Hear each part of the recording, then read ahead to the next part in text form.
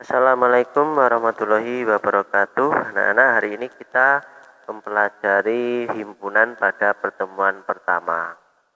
Kita mengenal dulu ya, himpunan adalah kumpulan objek yang dapat didefinisikan dengan baik dan jelas. Baik dan jelas artinya bukan suatu opini yang berbeda-beda antar orang. Misalkan kumpulan siswa SMP sudah tidak perlu dijadikan suatu perdebatan atau opini. Siswa SMP itu sudah jelas. Kumpulan hewan juga sudah jelas. Kumpulan bilangan ganjil itu juga cukup jelas. Kelompok anak berusia 12 tahun itu sudah, kalau kita cari faktanya atau datanya itu nanti akan jelas. Sedangkan untuk contoh yang bukan himpunan, misalkan kelompok siswa yang cerdas. Siswa cerdas dalam bidang IPA, belum tentu dia cerdas di bidang seni, belum tentu dia cerdas di matematika, dan lain-lain. Jadi cerdas dan tidak itu masih berupa opini ya. Kumpulan bunga yang indah. Ada yang mengatakan bunga A lebih indah dari bunga B, ada yang mengatakan mawar lebih indah dari melati, ada yang kebalikannya. Berarti definisi indah masih berbeda-beda tiap orang. Kelompok lukisan yang mahal. Lukisan seharga 5 juta, ada yang mengatakan murah, ada yang mengatakan mahal. Definisi mahal tiap orang berbeda-beda. Di kelompok berikut ini yang bisa dibentuk himpunan ya. Siswa nakal belum bisa disebut himpunan karena nakal menurut guru A belum tentu dia nakal menurut orang tuanya. Jadi masih opini. Siswa yang pintar, tadi sudah saya jelaskan, pintar di bidang seni belum tentu pintar di bidang matematika, pintar melukis belum tentu dia pintar menari, dan lain-lain. Kelompok pedagang sukses, ukuran sukses tiap pedagang mungkin beda-beda ya. Ada yang mengatakan menjual 5 barang sudah sukses, ada yang mengatakan masih belum, dan lain-lain. Kelompok alat tulis, nah ini termasuk kelompok yang sudah terdefinisi jelas. Kelompok alat tulis misalkan pulpen, buku, menghapus, penggaris ya. Kalau misalkan pacul itu kan bukan alat tulis ya. Jadi definisi alat tulis sudah cukup jelas. Bilangan bulat antara 1 dan 10. Ya ini juga bisa kita tulis anggota 2, 3, 4, 5, 6, 7, 8, 9. Jadi kalau himpunan itu ditulisnya menggunakan kurung kurawal atau kurung keriting. Ya. Kalau antara berarti 1-nya dan 10-nya nggak ikut. Ya. Bilangan ganjil kurang dari 20. Ini juga bisa dijadikan himpunan. Ini tadi himpunan. Kelompok siswa yang naik sepeda ke sekolah, ini juga kalau dicari datanya nanti akan jelas. Tempat yang rapi, ini masih belum terdefinisi jelas karena rapi menurut si A belum tentu rapi menurut si B.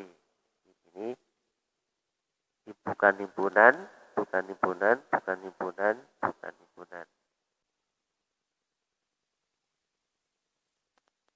Untuk menyatakan anggota himpunan menggunakan simbol dari huruf Yunani kuno ini ya, artinya elemen. Mirip E. Kalau bukan himpunan, E-nya tadi dicoret. Red.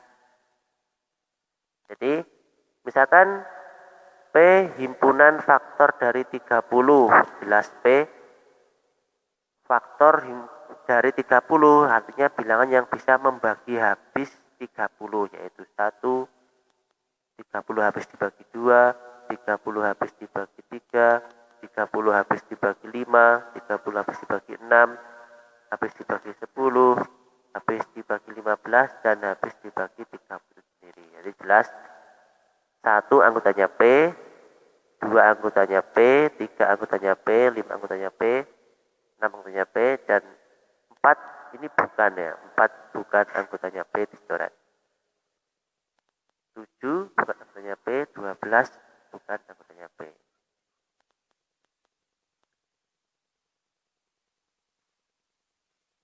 Menyatakan suatu himpunan, kita harus disiplin simbol karena materi himpunan itu mirip nanti penerapannya dalam bahasa coding di komputer. Kalau sekali simbolnya salah, nanti operasinya tidak jalan ya. Bisa melalui yang pertama, melalui kalimat.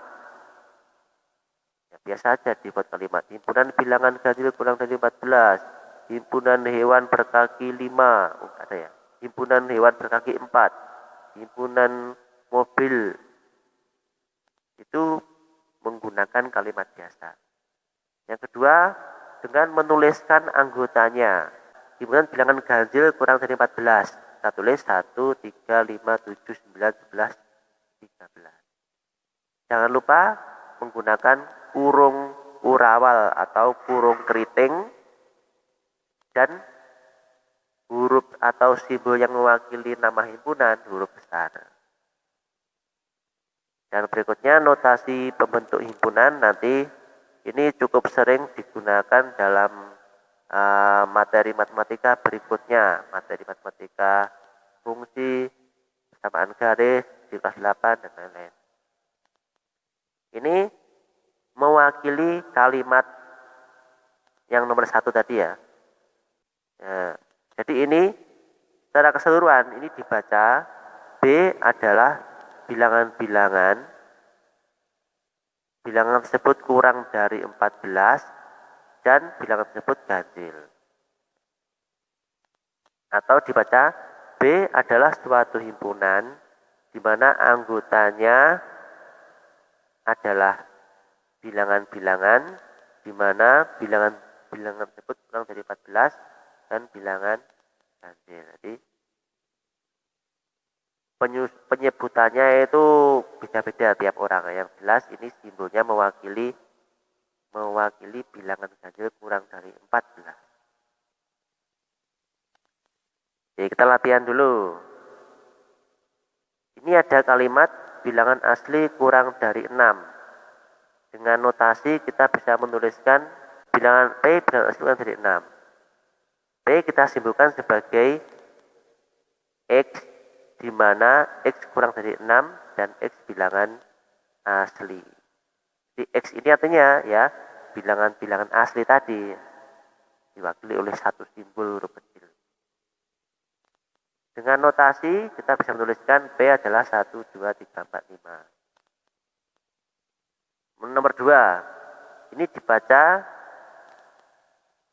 himpunan A yang anggotanya bilangan-bilangan lebih dari 4 dan bilangan-bilangan tersebut bilangan bulat. Kita bisa menuliskan A adalah bilangan lebih dari 4, berarti dia 5, 6, 7, dan seterusnya. Jika ada seterusnya, maka kita wakili dengan titik 3. Kalau dalam bentuk kalimat, A adalah huruf berawal, bilangan bulat, lebih dari 4.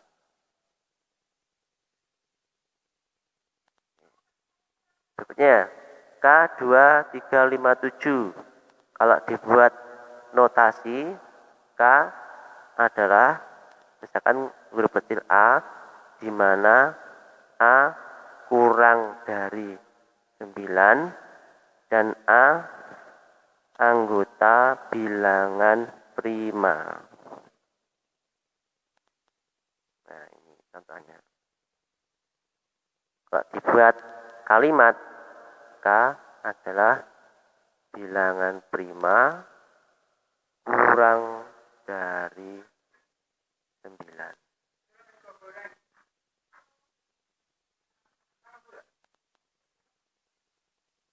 Berikutnya infinite, himpunan berhingga, yaitu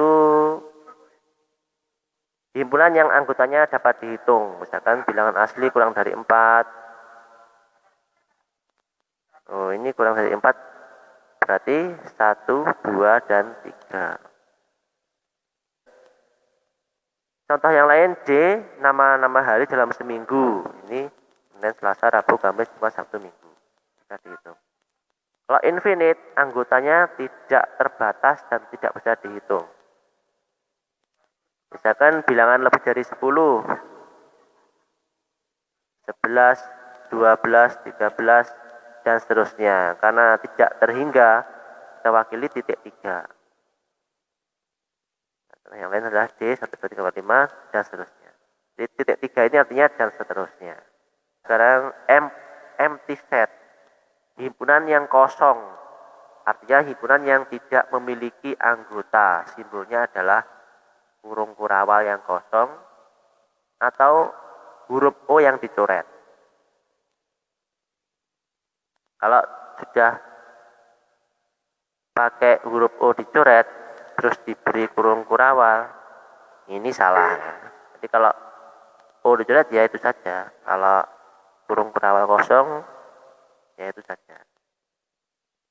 Contohnya adalah kelompok manusia yang tidak bisa mati. Ini semua manusia pasti mati. Berarti himpunan ini tidak ada anggotanya. Contoh lain, bilangan bulat antara 4 dan 5. Tidak ada bilangan yang bulat atau pas yang berada di antara 4 dan 5. Adanya bilangan desimal. Simbolnya G adalah kosong. Oke, sekian dulu untuk pertemuan hari ini. Di pertemuan yang akan datang kita akan membahas mengenai operasi himpunan serta himpunan bagian. Sekian, wassalamualaikum warahmatullahi wabarakatuh.